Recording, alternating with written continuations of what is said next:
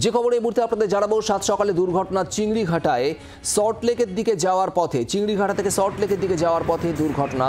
রাস্তার পাশে উঁচু ফুটপাথের কিনারায় গাড়ির ধাক্কা বেড়ে রাস্তায় উল্টে যায় গাড়ির গতি কমপক্ষে ঘন্টায় ৮০ কিলোমিটার ছিল, এমনটাই দাবি পুলিশের। অয়ন ঘোষাল আমাদের প্রতিনিধি রয়েছেন আমাদের সঙ্গে। অয়ন, একেবারে পুরোপুরি পাল্টি খেয়ে গিয়েছে গোটা গাড়ি, জখম কারা হয়েছেন বা আদৌ কোনো খবর রয়েছে এ বিষয়ে?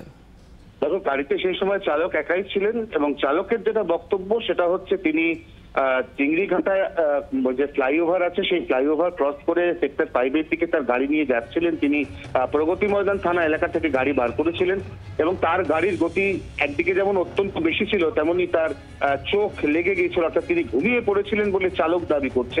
এই অবস্থায় গাড়িটি প্রায় 15 থেকে 17 মিনিট রাস্তার মধ্যে সম্পূর্ণ উল্টে ছিল। বিষয়টি পুলিশের কানে যায়। বিধাননগর দক্ষিণ থানা থেকে পুলিশ ঘটনাস্থলে আসে, চালককে জিজ্ঞাসাবাদ করে, তার ব্রেথ অ্যানালাইজার টেস্ট করা হবে এমনটা এখনো পর্যন্ত খবর। এবং চালক যে ঘুমিয়ে পড়ার তত্ত্বগুলো সেটা ঠিক বা সেটা তিনি মিথ্যে কথা বলছেন কিনা সেটাও কিন্তু একই সঙ্গে আশেপাশের সমস্ত সিসিটিভিতে ফুটেজ আছে, খতিয়ে দেখে যাচাই করে পরীক্ষা করে দেখবে পুলিশ। এই মুহূর্তে চালককে আটক করে বিধাননগর দক্ষিণ থানায় রাখা হয়েছে। গাড়িটিকেও একই সঙ্গে আটক করে রাখা হয়েছে বিধাননগর দক্ষিণ থানায়। বাংলার আওয়াজ, বাঙালির আবেগ, জি 24 ঘন্টা।